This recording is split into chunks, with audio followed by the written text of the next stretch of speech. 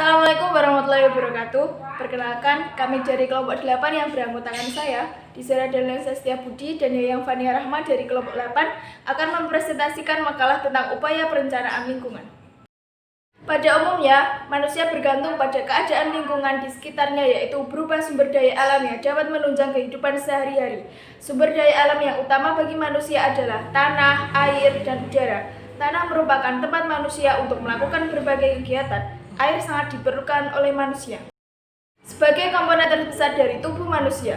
Untuk menjaga keseimbangan, air sangat dibutuhkan dengan jumlah yang cukup banyak dan memiliki kualitas yang baik. Selain itu, udara merupakan sumber oksigen yang alami bagi pernafasan manusia. Lingkungan yang sehat akan terwujud apabila manusia dan lingkungannya dalam kondisi yang baik. Lingkungan hidup di Indonesia perlu ditangani karena adanya beberapa faktor yang mempengaruhinya. Salah satunya yaitu adanya masalah mengenai keadaan lingkungan hidup, seperti pemerosotan atau degradasi yang terjadi di berbagai daerah. Secara garis besar, komponen lingkungan dapat dibagi menjadi 3 kelompok, yaitu kelompok biotik, abiotik, dan kultur.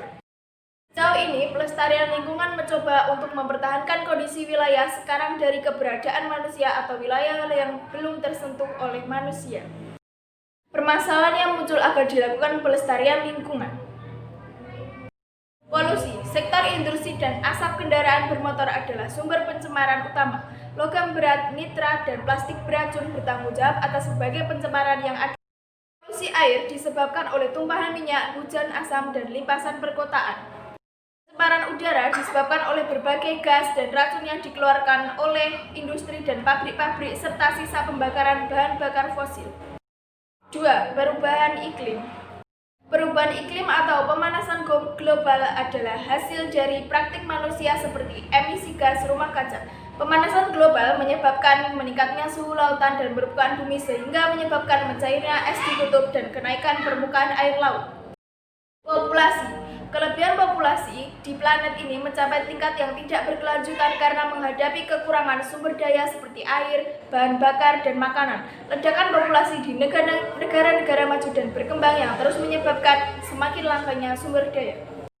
Penipisan sumber daya alam. Penggunaan bahan bakar fosil seperti minyak bumi bertanggung jawab menciptakan pemanasan global dan perubahan iklim. Secara global, mulai banyak pihak yang mulai beralih menggunakan sumber daya terbarukan seperti tenaga surya, biogas, dan mobil tenaga listrik. Aspek psikologis dalam pelestarian lingkungan. Psikologi lingkungan atau perilaku adalah ilmu kejiwaan yang mempelajari perilaku manusia berdasarkan pengaruh dari lingkungan tempat tinggalnya, baik lingkungan sosial, lingkungan binaan, ataupun lingkungan alam. Dalam psikologi lingkungan juga dipelajari mengenai kebudayaan dan kearifan lokal suatu tempat dalam memandang alam semesta yang mempengaruhi sikap dan mental manusia. Ruang adalah sebuah wadah yang meliputi ruang darat, laut maupun udara, termasuk ruang di dalam bumi sebagai salah satu kesatuan dari wilayah tersebut. Sedangkan wilayah adalah ruang yang merupakan sebuah kesatuan serta unsur terkait yang ditentukan berdasar pada aspek administratif. Wilayah administratif sendiri adalah wilayah pemerintahan. Tata ruang adalah sebuah wujud pola ruang ataupun struktur ruang.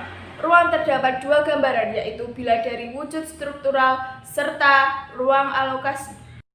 Penerapan psikologis dalam pelestarian lingkungan. 1. Emosi terhadap objek sosial.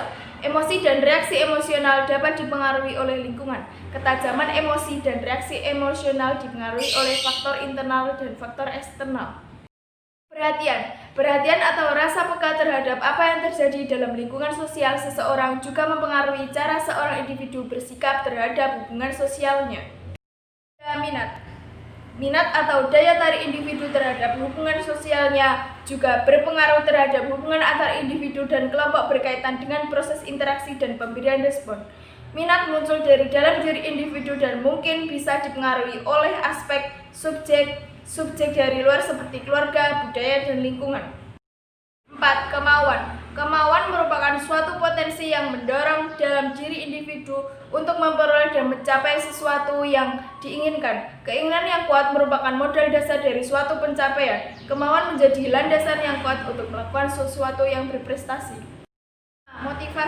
Motivasi sebagai konsep dasar yang timbul dalam diri sendiri dan juga bisa didapatkan dari lingkungan atau orang terdekat. Motivasi merupakan kekuatan yang mampu mendorong kemauan untuk mencapai sesuatu. Kesimpulan dari makalah kita hari ini adalah penyebab terjadinya masalah lingkungan hidup adalah adanya kegiatan masyarakat seperti pembuangan limbah pabrik, sampah dari rumah tangga, penebangan dan kebakaran hutan yang dapat menimbulkan pencemaran terhadap sungai, laut, tanah, hutan sehingga banyak flora dan fauna yang punah. Sekian presentasi dari kelompok 8, ada kurang lebihnya mohon maaf. Wassalamualaikum warahmatullahi wabarakatuh.